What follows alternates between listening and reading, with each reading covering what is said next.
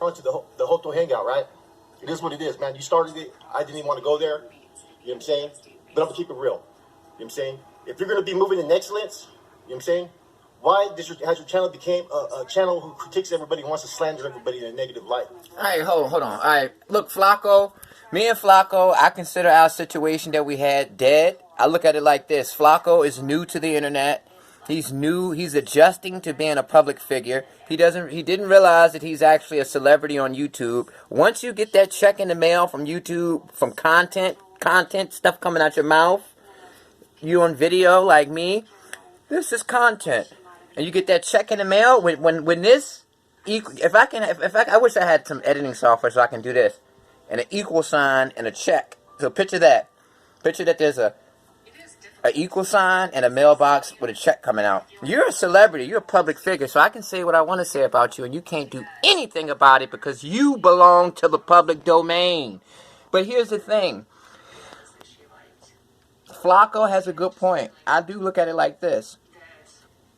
Look, it's easy to bash somebody for informing. It's easy to say that guy informed, he's not credible, he doesn't mean anything. I got caught up in that because my love for... See, I understand how hard it is to come home with a felony. I've never done prison time. I've only done 45 days in jail, but I do have a felony on my background, and I know how it feels to get rejected from a job.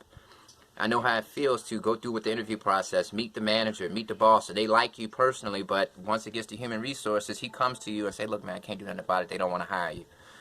I know how that feels. So I got angry at the fact that these guys like Flaco, who are known informants, I was angry because why do you get to get these YouTube checks? Why can't these guys get it? Then, if you look at the popular prison content channels, 99% of them are from informants. Very few of them are not informants. And the ones who aren't informants, they're not that popular. The majority of the prison content, informants. So I got caught up in my passion because I know how it feels to get rejected from those jobs. And I know that YouTube is an excellent opportunity for people who can spit game.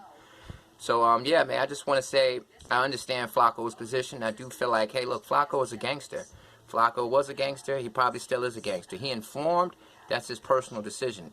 I can't say... I mean, I would have informed if I were in his position. But like I said, I wouldn't have been in his position because I've always known my limitations in the street. I've always sold weed.